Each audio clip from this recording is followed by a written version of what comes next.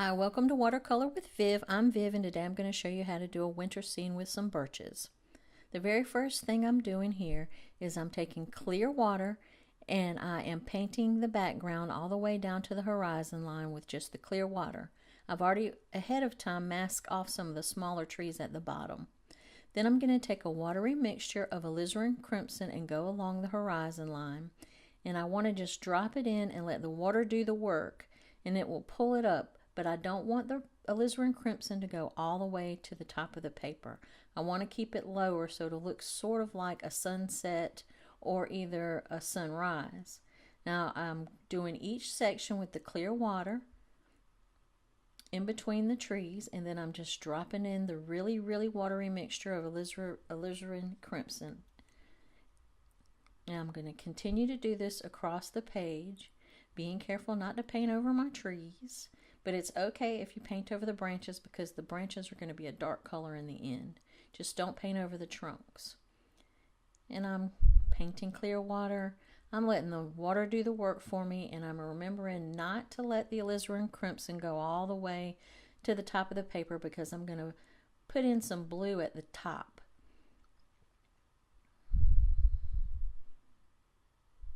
And like I said, ahead of time, I went ahead and masked off the tiny little trees under the birch trees and a few spots of grass. So that's already been masked off and dried.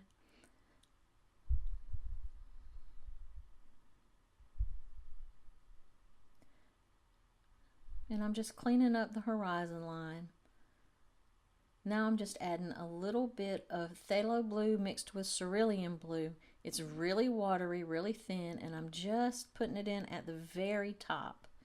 I don't want it to touch the alizarin crimson. I want that white area so that it looks like a transition. Like I said, either a morning sunrise or a sunset. And always remember that your watercolor is going to dry a little bit lighter than you painted it. Now I'm taking clear water. After this is completely dry, the pink is completely dry, the alizarin crimson, and I put clear water down, and then I'm taking a mixture of hooker's green and a little bit of indigo blue, and I'm just dropping it down into the wet spot. And I'm also taking a little sap green just for some color variation, and that's going to be our distant tree line. You let the water do the work for you. You've already got the clear water down. And remember, you let your alizarin crimson dry completely before you placed the clear water. I'm going to do that again in between each tree. I'm going to take the same mixture of the indigo and the hooker's green and go right along the horizon line, and that's going to be our distant tree line of evergreens. And you can take and mix a little bit of the sap green in that creates some color variation. You want your trees to have some variation to make it interesting. You don't want it just one band of solid color. It won't look right. And you'll just continue across the back, wetting it and then adding the green and indigo mixture, and here and there adding a touch of sap green just for variation. And again, you're just letting the water do the work for you. The water's pulling out, is letting that green just kind of bleed out and look like distant trees. You don't want them to be too detailed because they are in the distance. The further something gets away from you, the less details that you can make out of it. So it gives you kind of a feeling of space when you do it this way. And you want to vary the height of the trees. You don't want them all to be exactly the same so it looks like a little band, a band of green. You want it to actually be a little bit, have some variations in height and color and in how deep the color is. As you can see, I am adding a little bit of sap green. It's really watery and it's just kind of fading off into the distance. I got a little too much green here, so I'm just taking a dry brush, picking it up and depositing it where I don't have it in this other little section where there's not enough green. So I think that looks pretty good. Just add a little bit more of the darker green, the hooker's green. All right, once those completely dry, Then you'll just take a little bit of raw sienna and a little bit of burnt umber, mix it together, and make the birch's bark. And remember, they have it kind of comes in stripes and it peels. It's really a pretty tree. The white bark, but with the dark brown and umber kind of striations going horizontally across it. And you don't necessarily want your little stripes to go all the way across the tree, because then it wouldn't look natural.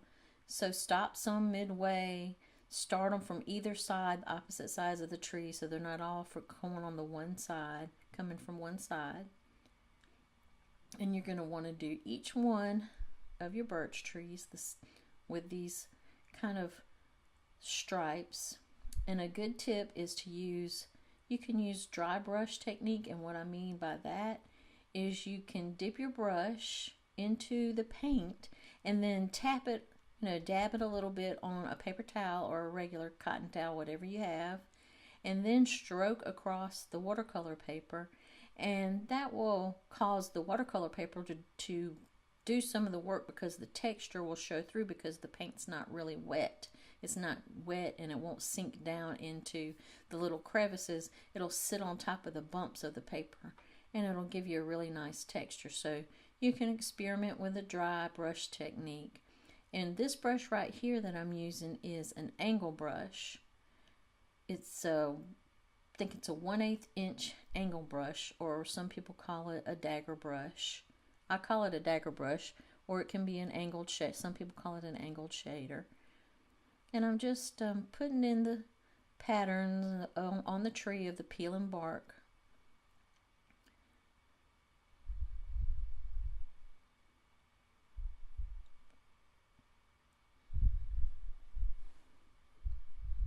I'm remembering to make everything kind of varied. It's not all the same width. It's not all this coming from the same side. It doesn't go from one side. All of them don't go from one side to the other side. And I just make some little spots, irregular, just kind of free form it. Don't get too rigid with it.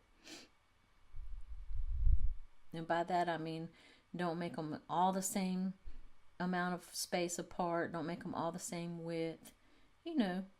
Mix it up a little bit. Give it some interest and some variation.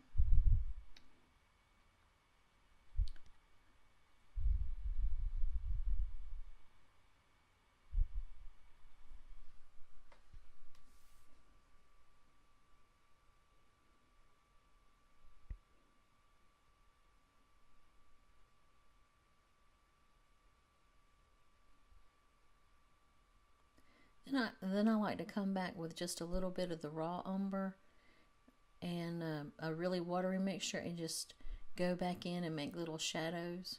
Here I have got a little bit of Payne's Gray mixed with my burnt umber in this tree. It's a little bit closer to us. It'll be a little bit darker. The colors will be just a little bit richer. So keep that in mind, because of where it's at. It's closer to us. So its stripes are going to be a little bit darker. And that is the raw sienna, or either burnt sienna, burnt umber, and a little bit of Payne's Gray for this one.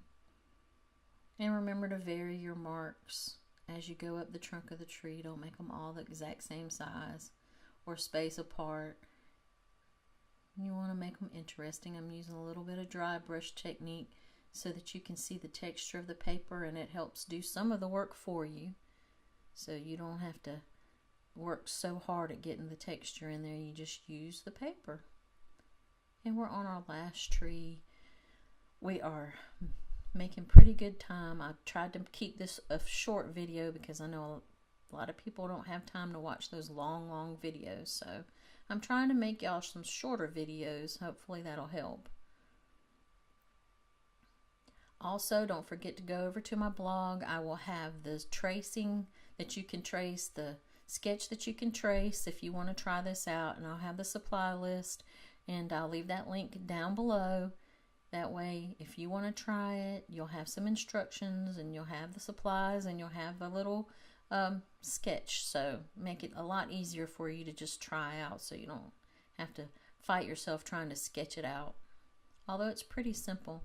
Now I'm taking that raw sienna and I'm mixing it with water, and as you see, I'm just putting some little smudges here and there on the tree. It gives a little variation in the color and the shade. It makes it look a little more realistic. Now, I'm going to let that dry some. Then I'm going to come back and I want to do the branches. Now, birch branches are generally darker than the tree trunks. So what I've done is I've taken burnt umber and a little bit of Payne's Gray, and I've mixed it pretty, I wouldn't say really thick. It still flows well, but it's not watery. So I'd say a medium consistency. And I'm taking a number 2 ultra round pointed brush, and I'm just drawing in those birch branches, those little tiny branches coming off from the tree. And I really like this brush. It's a cheap brush. It's only like $3, something like that I paid for it.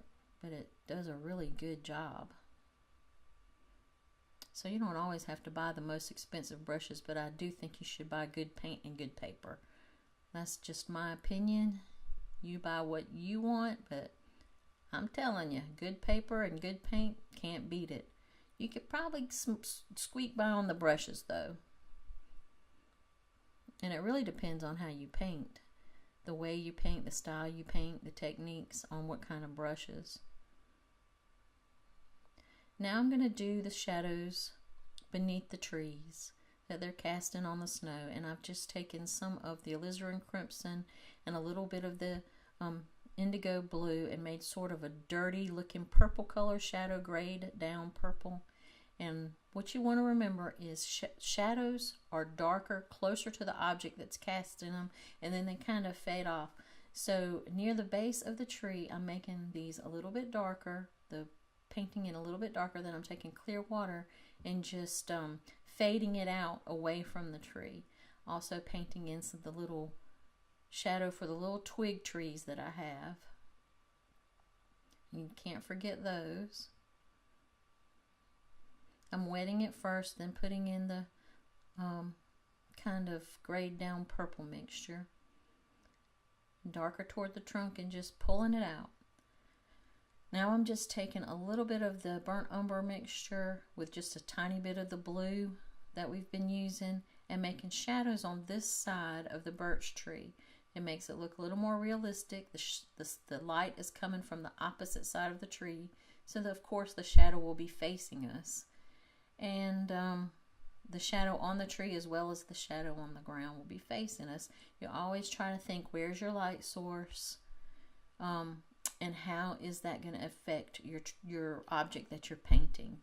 Light source is very important because light is what gives your objects form. Light and shadow. Now, just for fun, I'm just going to paint a little dot here and then a bigger dot under it. Make him have a little pointy head. It's going to be a little cardinal. You don't have to paint this. I just did just for fun. It's not a detailed cardinal. It's just a little round ball with a point on his head. And then pull his little tail down underneath. And that just gives it a splash of color and maybe a little bit of a Christmassy feel, because you might want to make these and send some off as Christmas cards.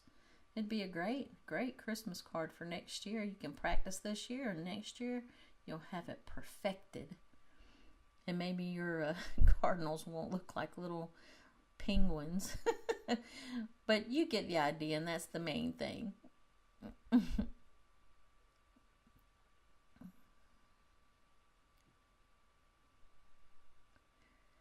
Alright, now I've already removed the masking fluid from the twigs and the grass, and you can see it looks really white now, the little brush back there.